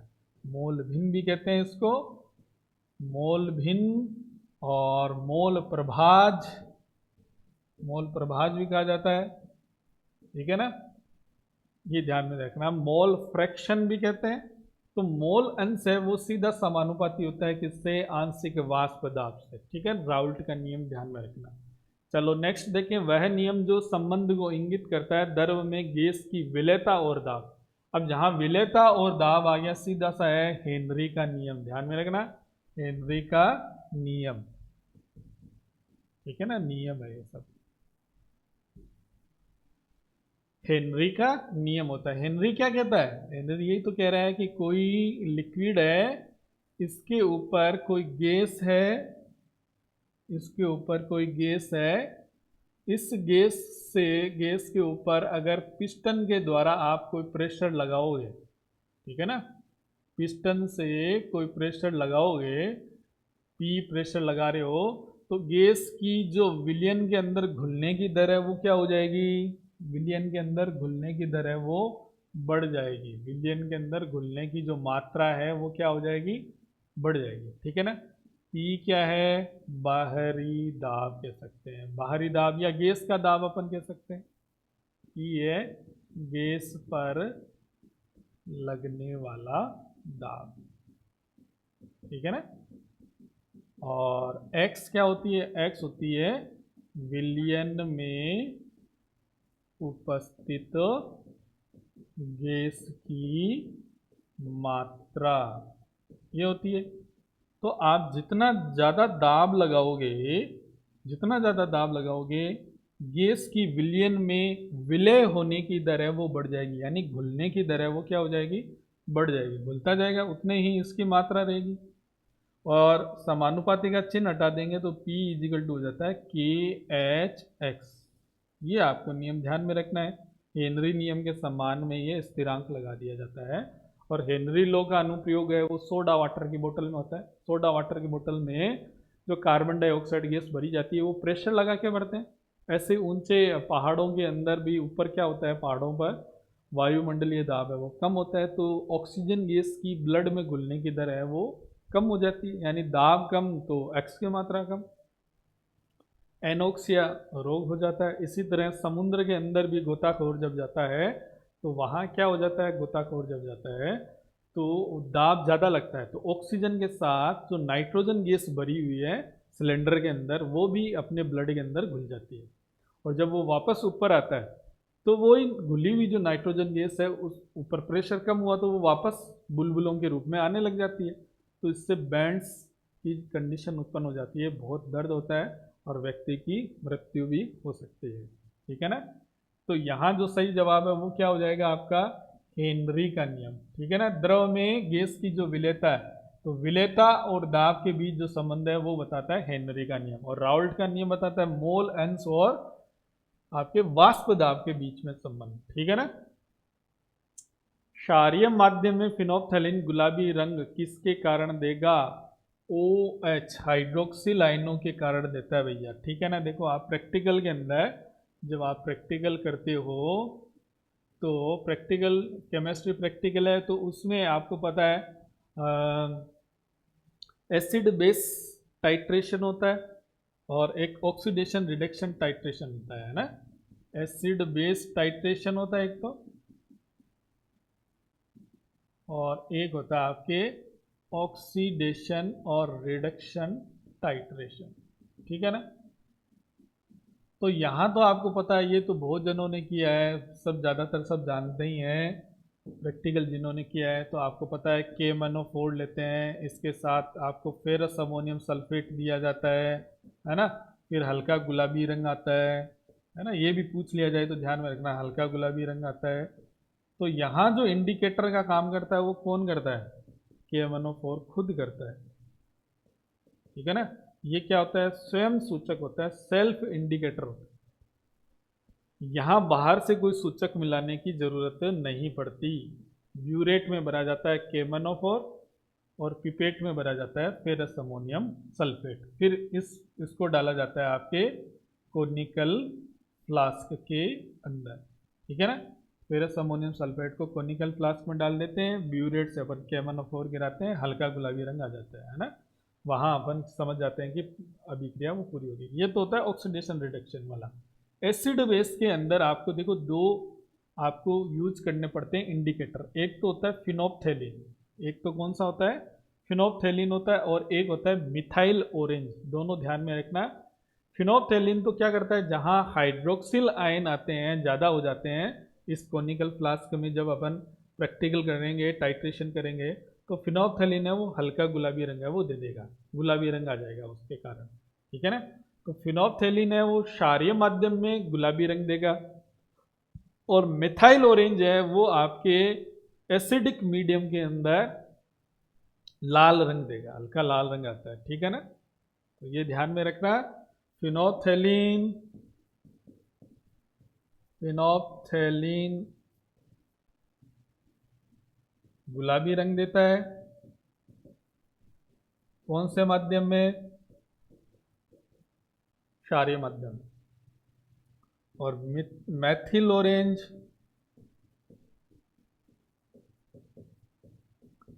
ऑरेंज है वो आपके देता है लाल रंग देता है, किसमें, एसिडिक मीडियम में। ठीक है ना। चलो नेक्स्ट देखते हैं, दुर्बल वैद्युत अपघट्य की वियोजन की मात्रा है वो तन्यता के साथ कम होती है, तन्यता के साथ वृद्धि होती है, तन्यता के साथ कमी या वृद्धि होती है, इसका तो कोई मतलब नहीं है। ठीक है ना। तन्यता के साथ कोई प्रभाव नहीं पड़ता है, ये भी गलत हो गया। तन्यता के साथ क्या होती है, वृद्धि होती है। अपन को पता है कि दुर्बल वैद्युत अपघट्य जैसे एसिटिक एसिड है, ये आपका दुर्बल वैद्युत अपघट्य है। ठीक है ना। और एक अपन ले लेते हैं जैसे सोडियम क्लोराइड, ये होता है आपका प्रबल वैद्युत अपघट्य। ये तो क्या होता है कि थोड़ा सा ही इसको डाइल्यूट किया तो ये पूरा क्या हो जाता है, 100% वियोजित हो जाता है। ठीक है ना भैया। सोडियम क्लोराइड तो क्या हो जाता है, पूरा वियोजित हो जाता है। और ये जो है एसिटिक एसिड है, ये क्या होता है, इसको जब आप पहले स्टार्टिंग में जब इसको डाइल्यूट करोगे, थोड़ा सा इसमें पानी डालोगे, तो इसमें अल्प वियोजित होगा, क्योंकि ये दुर्बल वैद्युत अपघट्य है। ये क्या होता है, अल्प वियोजित होता है। ठीक है ना। अल्प वियोजित होता है। अब इसको जब आप डाइल्यूट करोगे, इसको क्या करोगे, डाइल्यूट करोगे, तनु करोगे, तनु करने से इसके वियोजन की मात्रा वो क्या हो जाएगी, बढ़ जाएगी। वियोजन की मात्रा बढ़ जाती है। और ओस्टवाल्ड की तनुता की नियम आपको पता ही है। ओस्टवाल्ड के तनुता का नियम क्या कहता है कि जो अल्फा है, वियोजन की मात्रा है, वो समानुपाती होती है किसके, तनुता के वर्गमूल के। ठीक है ना। ये कौन कहता है, ओस्टवाल्ड का तनुता का नियम ध्यान में रखना। योजन की मात्रा बढ़ जाएगी, ये समानुपाती का चिन्ह लगाया मैंने, ठीक है ना। किसके, जो तनुता है उसके वर्गमूल के समानुपाती होती है। तो तनुता के साथ क्या होगी, वृद्धि होगी, ध्यान में रखना, ठीक है। चलो आगे नेक्स्ट देखते हैं। एक यौगिक की आयनन की मात्रा निर्भर करती है विलेय अणुओं के आकार पर, आकार से कोई लेना देना नहीं है। अविलेय अणुओं की प्रकृति पर, इससे भी कोई अविलेय अणु का क्या लेना देना है। प्रयुक्त पात्र की प्रकृति पर, पात्र से प्रवाहित होने वाले विद्युत धारा की मात्रा पर, यानी विद्युत धारा अगर आप बढ़ाओगे तो वियोजन की मात्रा भी बढ़ेगी, ठीक है ना। जितना ज़्यादा आप, फैराडे का विद्युत अपघटन का नियम आ जाता है वैसे तो इसके अंदर, लेकिन आपको ध्यान में रखना है विद्युत धारा बढ़ाओगे तो आयनन की मात्रा भी क्या हो जाएगा, आयनन है वो बढ़ता जाएगा, ठीक है ना। तो ये फोर्थ ऑप्शन हो जाएगा इसके अंदर। आयनन है वो किस पर डिपेंड कर रहा है, विद्युत धारा पर डिपेंड कर रहा है। जितना ज़्यादा आप विद्युत धारा डालते जाओगे उसके अंदर, किसी भी यौगिक का वैद्युत अपघटन करते हैं ना अपन, ये आपके इलेक्ट्रोलाइसिस से लिया हुआ है, इलेक्ट्रोलाइसिस इसको बोलते हैं वैद्युत अपघटन, ठीक है ना। वैद्युत अपघटन है, आपने क्या ले रखा है, सोडियम क्लोराइड है, इसमें 2 इलेक्ट्रोड लगा रखे हैं, एक तो लगा रखा है कैथोड और एक लगा रखा है एनोड, ठीक है ना। एक तो कैथोड है एक एनोड है। तो कैथोड और एनोड लगा के आपने स्विच में लगा के विद्युत धारा प्रवाहित करते ही सोडियम है वो कहाँ भागेगा, कैथोड की ओर, क्लोराइड है वो कहाँ भागेगा, एनोड की ओर। एनोड पर क्लोरीन गैस मुक्त हो जाएगी, तो आयनन है उसकी मात्रा क्या हो जाएगी, बढ़ जाएगी। अगर दुर्बल वैद्युत अपघट्य लिया है तो भी उसके आयनन की मात्रा है वो क्या हो जाएगी, बढ़ जाएगी। चलो नेक्स्ट देखें, एल्किन को ओलिफिन क्यों कहते हैं। एल्किन को ओलिफिन इसलिए कहते हैं क्योंकि वो क्या बनाता है, ऑयली लिक्विड बनाता है। क्या बनाता है, ऑयल लिक्विड बनाता है, तेलीय द्रव बनाता है, ठीक है ना। किसके साथ, क्लोरीन के साथ क्रिया करके एल्किन है वो तेलीय द्रव बनाता है। तो ये आपको याद ही रखना है, सीधा सा याद रखना कि Cl2 के साथ क्रिया करके ये क्या बनाता है, तेलीय द्रव, ऑयली लिक्विड। ऑयली से ही ओलिफिन है इसका नाम लिया गया है, ठीक है ना। अच्छा, एल्केन को क्या बोलते हैं, एल्केन को बोलते हैं पैराफिन, ध्यान में रखना। एल्केन को क्या बोलते हैं, एल्केन को बोलते हैं पैराफिन, ठीक है ना। और एल्किन को क्या बोलते हैं, एल्किन को बोलते हैं ओलिफिन। ये इनके नाम है, ध्यान में रखना, ठीक है। यहाँ जो कार्बन की संकरण अवस्था sp3 है, यहाँ sp2 होती है, ध्यान में, जो डबल बॉन्डेड कार्बन, ठीक है। फॉर्मूले आपको पता ही है, एल्केन का क्या होता है CnH2n+2 और इसका फॉर्मूला हो जाता है CnH2n, ये फॉर्मूला होता है, ठीक है ना। नेक्स्ट है AMU से क्या से, बहुत सरल है, सब जानते हो। एटॉमिक मास यूनिट होती है, यूनिफाइड मास भी कहते हैं। और कार्बन 12 परमाणु का 1/12 भाग है, उसके समान जो भाग माना जाता है वो क्या होता है, एटॉमिक मास यूनिट है। यानी एक यूनिट ली गई है पदार्थ की, कोई इतनी मात्रा है तो उसको क्या बोला जाए, ठीक है ना। तो इसमें तीनों ही सही हो जाएंगे। एटॉमिक मास यूनिट भी बोला जाता है, AMU की फुल फॉर्म है ये, तो यूनिफाइड मास भी बोला जाता है। और कार्बन है उसका 1/12वां भाग है ना। ये पूरा कार्बन का अगर मान लो तो ये जो 1/12वां भाग है ये भी क्या है, एटॉमिक मास यूनिट, इसके बराबर होता है। ये 1/12 भाग है ना, ये 1 AMU के बराबर होता है, ठीक है ना। तो इसमें सारे ऑप्शन सही हो जाएंगे। इसमें कौन से ऑप्शन सही हो गए, सारे। अभिकर्मक जो दिए गए पदार्थ में तत्व का ऑक्सीकरण अंक बढ़ा देता है, तो ऑक्सीकरण अंक कौन बढ़ाएगा, देखो ये बात समझो कि A है, इसका ऑक्सीकरण अंक बढ़ाने का मतलब इसका हो गया +1, ठीक है ना। और A+1 से बन जाए A+2, यानी एक एक इलेक्ट्रॉन क्या हो रहा है, निकल रहा है, ठीक है ना।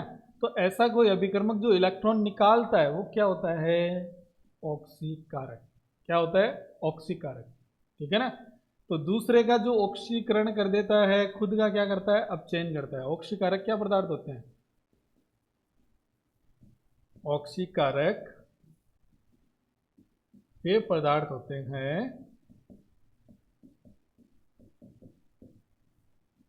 जो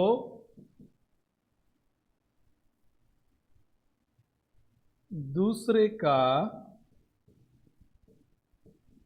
ऑक्सीकरण तथा स्वयं का अपचयन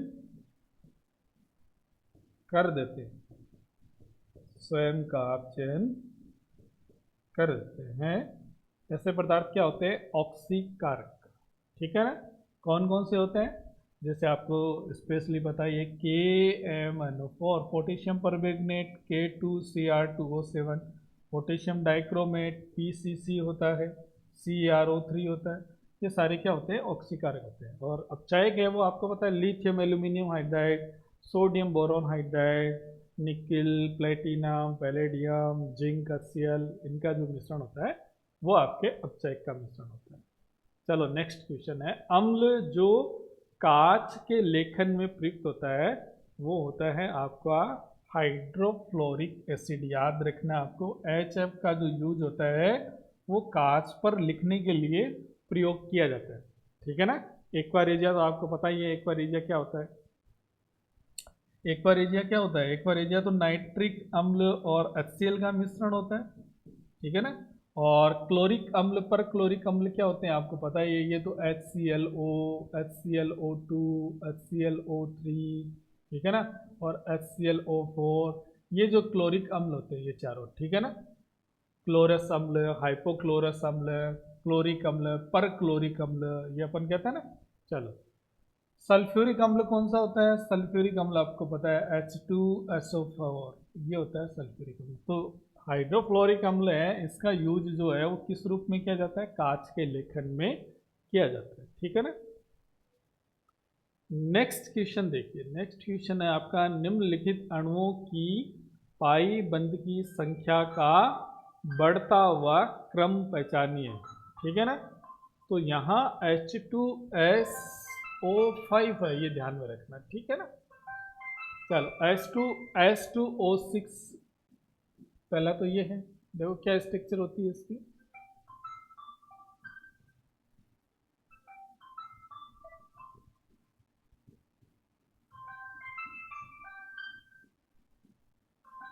OH और इधर भी OH। ठीक है, ये आपके हो गया H2S2O6। ठीक है ना? और दूसरा अपन देखते हैं H2SO3 सल्फ्यूरस अम्ल होता है अपना। H2SO3 ये क्या होता है? ये होता है आपके पास OH और OH, ये सल्फ्यूरस अम्ल। ठीक है ना? H2SO3। थर्ड आपके होता है H2SO5।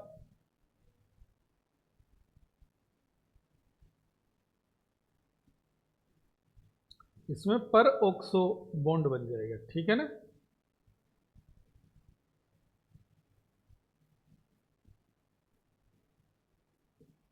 देखिए 3 4 5।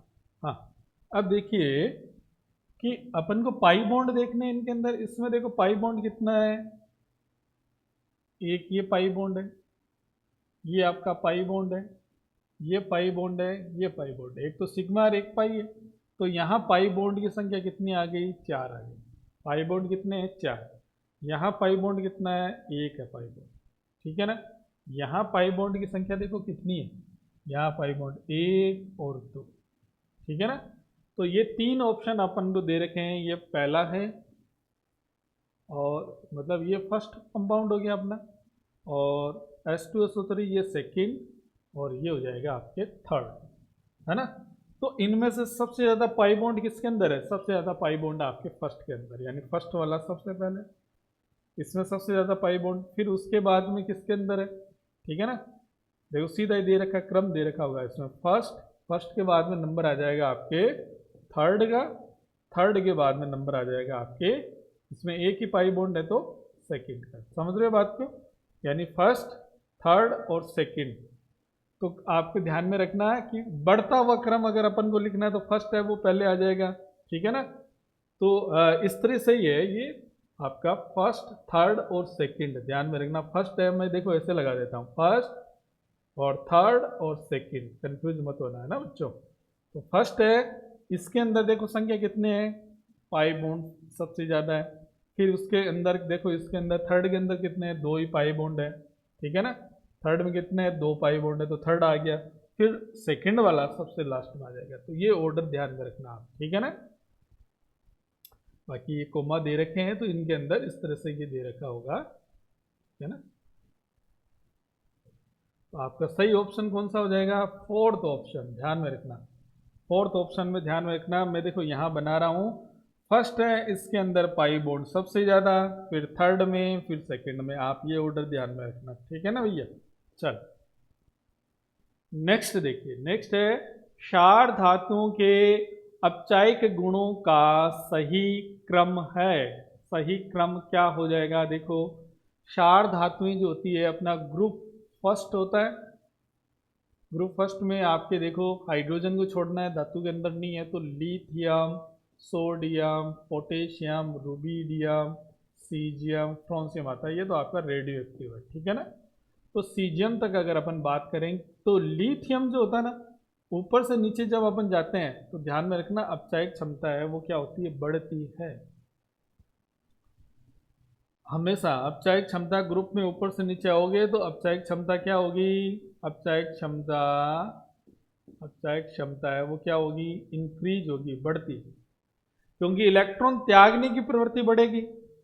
ऊपर से नीचे आते हैं, अप टू डाउन आएंगे, तो आपके इलेक्ट्रॉन त्यागने की जो प्रवृत्ति है वो क्या हो जाएगी, इंक्रीज होगी। यानी रिडक्शन की जो कैपेसिटी है वो क्या हो गई, बढ़ गई, ठीक है ना। तो क्रम क्या होना चाहिए, क्रम तो ये होना चाहिए लिथियम से ज़्यादा सोडियम, फिर पोटेशियम, रुबीडियम और सीजियम, ठीक है ना। लेकिन क्या होता है कि लिथियम जो होता है ना, लिथियम जो होता है इसके लिए इसका छोटा आकार होता है। इसका क्या आकार होता है, छोटा होता है। और इसकी जलयोजन ऊर्जा जो होती है, हाइड्रेशन एनर्जी, हाइड्रेशन एनर्जी का मान क्या रहता है, ज़्यादा रहता है, ठीक है ना। हाइड्रेशन एनर्जी का मान ज़्यादा रहने की वजह से इसकी जो अपचायक क्षमता है उसका मान क्या रहता है, ज़्यादा रहता है, ठीक है ना। अपचायक क्षमता का मान इसका क्या हो जाता है, ज़्यादा होता है। तो लिथियम वाला जो ऑप्शन है वो सही रहेगा। तो ये ऑप्शन तो अपना गलत हो गया पहले, ठीक है ना, ये ऑप्शन गलत हो गया। अब लिथियम में भी देखो कौन सा होगा, लिथियम में देखो बाद में जो नंबर आएगा वो सोडियम का आता है ना। सोडियम की सबसे कम, फिर इसकी अपचायक क्षमता, फिर इसकी, फिर इसकी, ऐसे तो करते हैं। तो आपके सोडियम वाला जो ऑर्डर है वो हो जाएगा, ठीक है ना। देखो और तो किसी में सोडियम आ ही नहीं रहा, यानी सोडियम से ज़्यादा पोटेशियम की, रुबीडियम, सीजियम है, इनकी लगभग क्या रहती है, एक जैसी से रहती है, और लिथियम की सबसे ज़्यादा। तो फर्स्ट ऑप्शन है वो अपना क्या हो जाएगा, सही ऑप्शन हो जाएगा, ध्यान में रखना, ठीक है। चलो नेक्स्ट चले। नेक्स्ट है हाइड्रोजन के सर्वाधिक भारी समस्थानिक में प्रोटॉन, इलेक्ट्रॉन और न्यूट्रॉन का योग होगा। हाइड्रोजन के 3 समस्थानिक होते हैं। हाइड्रोजन के कितने समस्थानिक है, 3 है। एक तो होता है आपका 1H1, प्रोटियम बोलते हैं इसको, प्रोटियम। एक होता है आपका 1H2, 1H2 है तो इसको ड्यूटीरियम।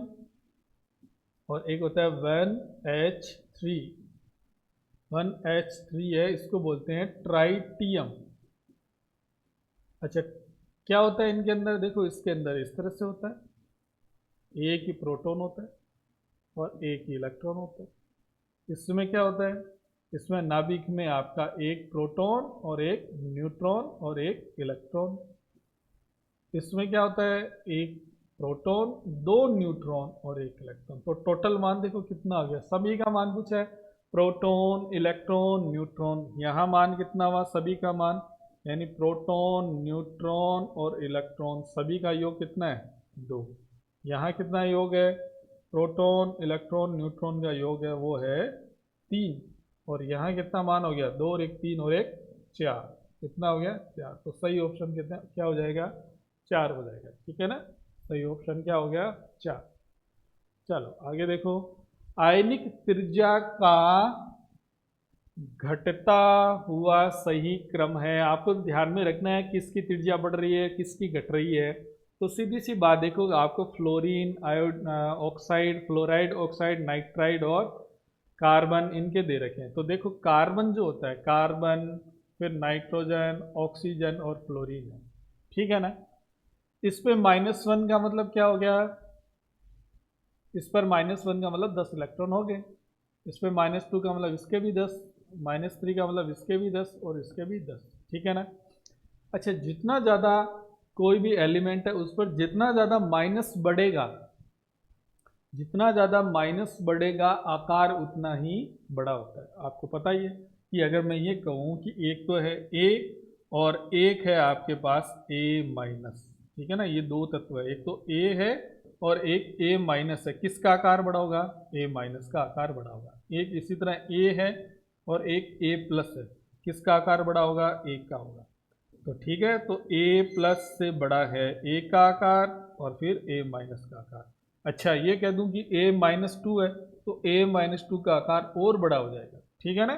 तो यहाँ ध्यान में रखना सबसे बड़ा आकार किसका है, कार्बन का, फिर इसका, फिर इसका, फिर इसका, ठीक है ना, ये छोटा है, ऐसे बढ़ रहा है, ठीक है। चल, तो फर्स्ट ऑप्शन है वो इसके अंदर क्या हो जाएगा, सही हो जाएगा। बाकी देखो कोई सा मिल रहा है क्या, कोई सा नहीं मिल रहा है, ठीक है ना। कार्बन पे -4 है, इसका आकार बड़ा हो गया है, बाकी का देखो कोई सा नहीं मिल रहा है, सेट ही नहीं बैठ रहा है। चलो आगे देखो, तत्वों को आवर्ती नियम के अनुसार उनके गुणों में परिवर्तन संबंधित है। अच्छा, आवर्ती नियम तो देखो दो है, आपके ध्यान में रखना, एक तो परमाणु भार वाला है, यहाँ मोजले वाला होगा, ध्यान में रखना। आधुनिक आवर्त नियम है ये, आधुनिक आवर्ती नियम ध्यान में रखना, ठीक है ना। मेंडलीव ने तो क्या कहा था कि जो तत्वों के आवर्ती नियम है, तत्वों के जो गुण है वो किस पर डिपेंड हो रहे हैं, परमाणु भार पर। लेकिन वो सही बैठी नहीं थी टेबल, तो उसके बाद में कौन आया था, मोजले। मोजले ने क्या सिद्धांत दिया था, आधुनिक आवर्ती सारणी दी थी, ठीक है ना। आधुनिक आवर्त सारणी जो दी थी वो किसने दी थी, आधुनिक आवर्त सारणी दी थी आपके मोजले ने दी थी, ठीक है ना, हेनरी मोजले, इसने दी थी। और इसने कहा था तत्वों के गुणों में जो कर्मिक परिवर्तन है, जिसे आवर्ती फलन अपन कह रहे हैं, गुणों में कर्मिक परिवर्तन, जिसे अपन क्या कह देते हैं, आवर्ती फलन, आवर्ती फलन है, ये परमाणु क्रमांक पर निर्भर करते हैं, ठीक है ना। परमाणु क्रमांक के आवर्ती फलन होते हैं, वैसे तो सही डेफिनेशन ये होती है, परमाणु क्रमांक पर निर्भर करते हैं, ठीक है। तो इसमें क्या आ जाएगा आपके, परमाणु भार नहीं होगा, न्यूट्रॉन, इससे कोई लेना देना नहीं, सेकेंड ऑप्शन सही हो जाएगा आपका, ठीक है ना। कौन सा ऑप्शन सही हो जाएगा, सेकेंड ऑप्शन, ठीक है। चलो नेक्स्ट देखो, निम्न में से कौन सा उदाहरण सममित या सरल इत्थर का उदाहरण है। सममित सिमेट्रिकल इथर और एसिमेट्रिकल जो इथर है उसमें ध्यान में रखना ROR, मतलब मैं ये लिखूं CS3OCS3 है, तो ये आपका होता है सममित इथर। अगर मैं ये कह दूं CS3CS2OCS3 तो ये होता है आपका एसिमेट्रिकल इथर, ठीक है ना। यानी यहाँ ये हो गया R और ये हो गया आपका R' या फिर ये R' कह दो, ठीक है ना। तो यानी ये चेंज हो गए, चेंज होने से फिर क्या हो जाएगा, एसिमेट्रिकल इथर हो जाएगा। तो देखो ये तो आपका क्या बना रखा है, ये तो छोड़ो, इसमें तो कीटोन विटोन का दे रखा, तो ये तो होगा नहीं। सेकंड ऑप्शन में देखो कि ये क्या है, ये आपका असममित इथर है, ठीक है ना। सिमेट्रिकल तो ये होता है, ध्यान में रखना, ये सिमेट्रिकल है और ये एसिमेट्रिकल है। तो सेकंड ऑप्शन में तो ये कौन सा, ये भी नहीं होगा, सिमेट्रिकल थोड़ी है, तो एसिमेट्रिकल हो गया। थर्ड ऑप्शन में देखो, थर्ड ऑप्शन भी एसिमेट्रिकल हो गया, यानी यहाँ एथिल ग्रुप है, यहाँ प्रोपिल ग्रुप है। इसमें देखो यहाँ आइसोप्रोपिल ग्रुप, यहाँ भी आइसोप्रोपिल ग्रुप, तो फोर्थ ऑप्शन अपना सही हो जाएगा, ये अपना क्या हो गया, सिमेट्रिकल ईथर हो गया है, ठीक है ना। चलो नेक्स्ट ऑप्शन जो है क्वेश्चन 29 क्वेश्चन है, CS3 CS double bond C है और उसके बाद CS2 CS3 के लिए IUPAC नाम। देखो पहले ये दिया हुआ क्या है, CS3CH, ठीक है भैया, फिर दे रखा आपको डबल बॉन्ड, चलो डबल बॉन्ड, फिर C के साथ क्या जोड़ दिया, COOH, ठीक है ना, ये COOH हो गया। और इसी से क्या जुड़ा हुआ है, आपको देखो ब्रैकेट में लगने का मतलब इसी कार्बन से ये जुड़ा हुआ है, संयोजकता भी दिख रही है अपन को, देखो कितनी है, CS2 CS3 हो जाएगा, यही तो जुड़ा हुआ है। अच्छा, आप क्या करोगे? अब आपको सबसे पहला काम क्या होता है आईबीसी नाम में? सबसे पहला होता है श्रृंखला का चयन। कौन सी लोगे? ये वाली लोगे या ये वाली लोगे या फिर ये वाली लोगे? श्रृंखला का चयन, ऐसी श्रृंखला का चयन करना पड़ेगा जिसमें डबल बॉन्ड भी अपना काउंट हो जाए, सम्मिलित हो जाए, और अगर कोई फंक्शनल ग्रुप है और उसके अंदर अगर कार्बन है तो उसको भी अपन चेन के अंदर ले लेंगे। तो चेन में देखो कौन सी हो जाएगी, ये चेन बन जाएगी अपने पास। ये चेन बन गई। चेन बनने के बाद में अपन नंबरिंग करते हैं। नंबरिंग उस सिरे से करेंगे जहां से मेन फंक्शनल, अपना जो फंक्शनल ग्रुप है उसको कम से कम नंबर मिले, तो उसको नंबर देंगे 1 2 3 4। ठीक है, 2 पे क्या है? इथाइल ग्रुप है, तो ये हो जाएगा 2 एथिल। ठीक है ना। फिर ये कितने कार्बन की चेन है? 4 की, तो ब्यूट। फिर 2 इन, ब्यूट 2 इन और 1 ओइक अम्ल, ब्यूट 2 इन 1 ओइक अम्ल। कौन सा ऑप्शन हो रहा है? देखो 2 एथिल, तो ये तो है नहीं अपना, कट हो गया, ये भी कट हो गया। 2 एथिल आ रहा है ना अपने पास, तो इन दोनों में से होगा। तो देखो ये मिल रहा है अपने पास एथिलिडीन, ये वगैरह देखो आप। 2 एथिल, 2 ब्यूटीनोइक, ब्यूटीन का ब्यूटीन भी है, यानी इसमें इनको मिश्रित कर दिया साथ में, तो 2 ब्यूटीनोइक अम्ल हो गया ना। ये अपना कौन सा ऑप्शन सही हो गया? थर्ड वाला ऑप्शन है वो सही हो गया। ठीक है ना। ब्यूटेन होता है ना, तो होता है एल्केन। अब ब्यूटी का मतलब हो गया कि सेकंड नंबर वाले कार्बन पे ही डबल बॉन्ड है, इन तभी तो जोड़ा हुआ है, संधि कर दी इसके अंदर। ठीक है ना। चलो नेक्स्ट क्वेश्चन है कि प्रत्येक एल्किल हैलाइड है, टर्सरी एल्काइल हैलाइड है, प्रायोगिक रूप से SN2 क्रियाविधि के प्रति अक्रिय होता है। इसका कारण है जानते हो आप। आपको रिएक्शन मैकेनिज्म बताई थी SN1 और SN2, तो इनमें डिफरेंस बताए थे मैंने। SN2 के अंदर जो अटैक होता है वो कहाँ से होता है? बैक से होता है, पीछे से अटैक होता है। और इसमें सामने से होता है, फ्रंट से होता है ना। ये आपके एक ही स्टेप में होता है, 1 स्टेप प्रोसेस है, 1 स्टेप प्रोसेस। और ये क्या होती है? 2 स्टेप में होती है, 2 स्टेप प्रोसेस। ठीक है ना, 2 स्टेप प्रोसेस होती है।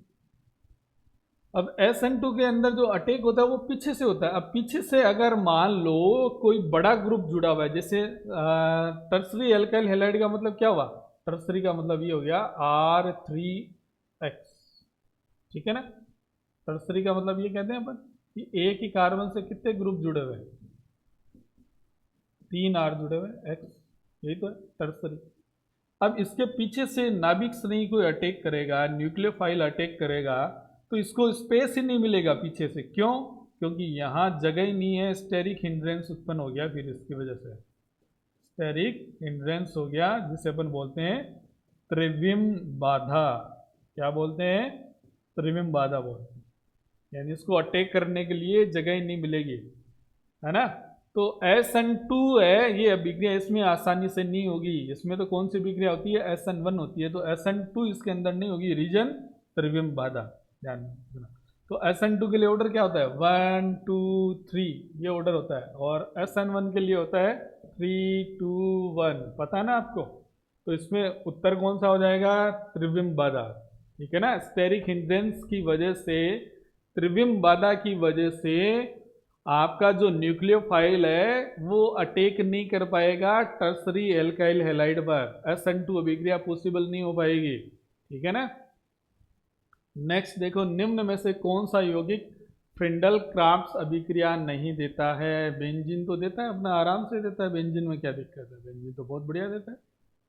CH3Cl और क्या लेते हैं? निर्जल AlCl3, है ना। इन दोनों की क्रिया से क्या बन जाता है? इन दोनों की क्रिया से सबसे पहले तो अपन इलेक्ट्रॉन्स नहीं बनाते ना, इलेक्ट्रोफाइल बनाते हैं।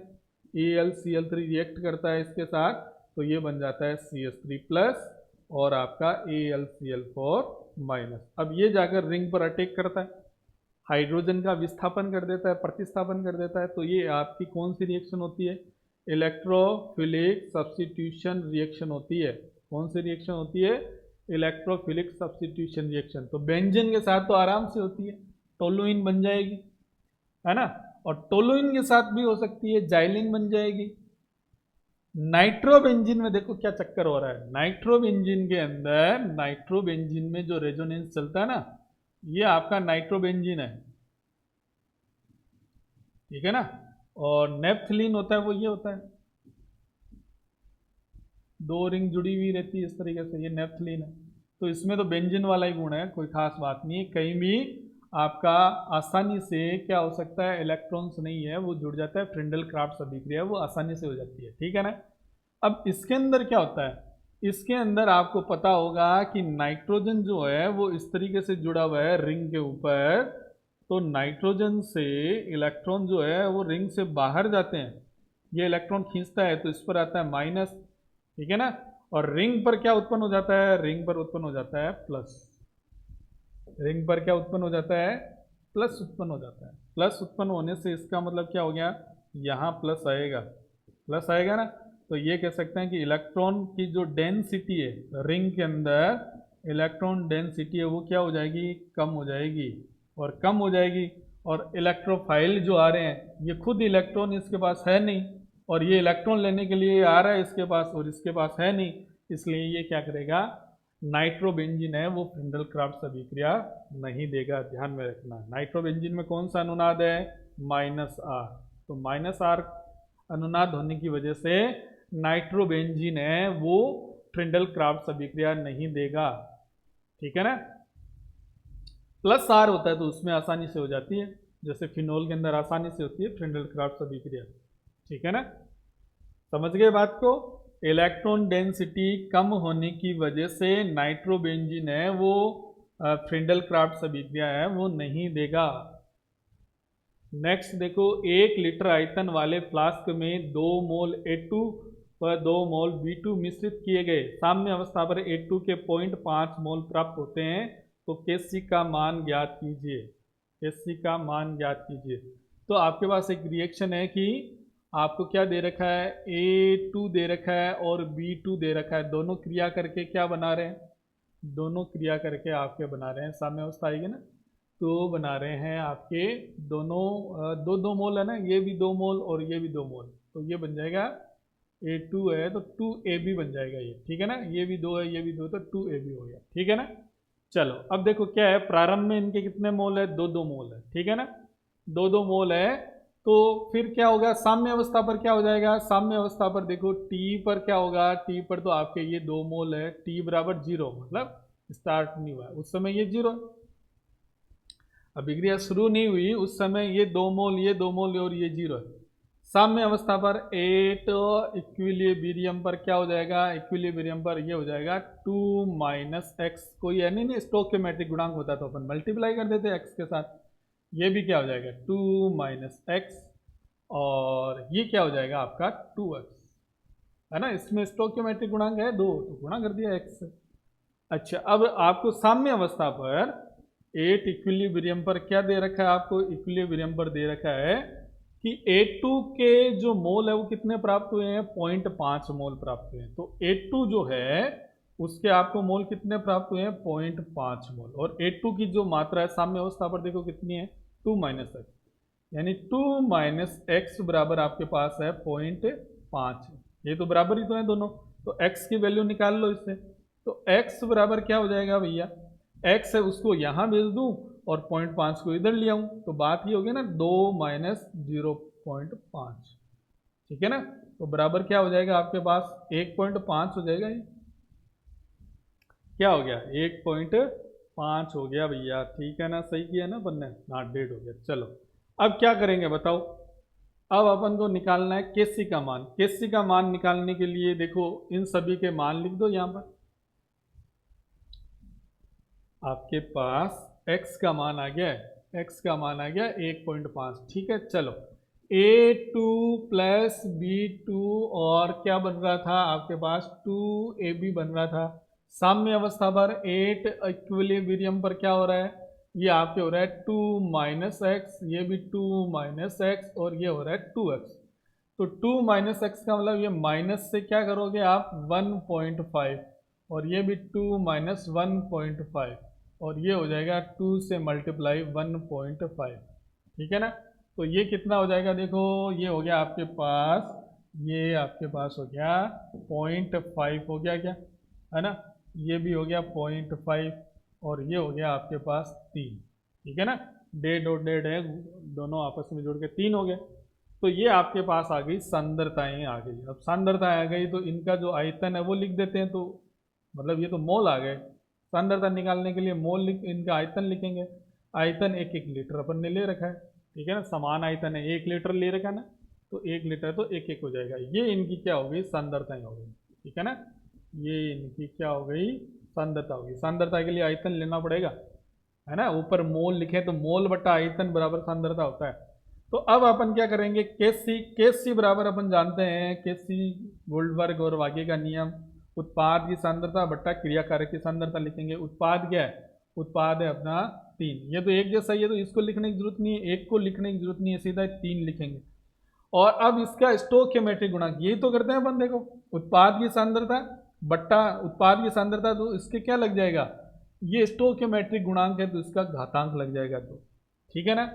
बट्टा में क्या आ जाएगा, बट्टा में देखो 0.5 मल्टीप्लाई 0.5, इनकी सांद्रता आ जाएगी। ये हो रहेंगे, कोई स्टोइकियोमेट्रिक गुणांक नहीं है तो सीधा ये अपन ने लिख दिया। अब देखो ये क्या हो गया, ये आपके पास हो जाएगा 9 और ये हो जाएगा आपके पास 0.5 और 0.5 है ना, तो 0.5 है तो मैं इसको ये कर दूं 5 गुणा 5 और ऊपर कर देता हूँ पॉइंट, ऊपर गया तो 10 और ये भी 10, तो ये मैं 100 कर दूं, तो ये आ गया आपके पास 900/25। 900/25 काटो इसको, 25 का भाग दो इसके अंदर, 900 के अंदर देखो कितना आ जाता है, 100, 125 की 75, 3 बार जाएगा ना 75, तो ये आपका हो गया है 25 एक 150, 36 आ जाएगा, कितना आ जाएगा 36, तो ये यहाँ पर 36 है, वो उत्तर है वो सही हो जाएगा, ध्यान में रखना, ठीक है ना। तो ये आपके हो गए सारे क्वेश्चन। फर्स्ट मॉडल पेपर है वो अपन ने करवा दिया है, इसमें जो न्यूमेरिकल है और है उनको अच्छे से देखना। नेक्स्ट क्लास में मिलेंगे अपन सेकंड मॉडल पेपर के साथ, तब तक के लिए धन्यवाद।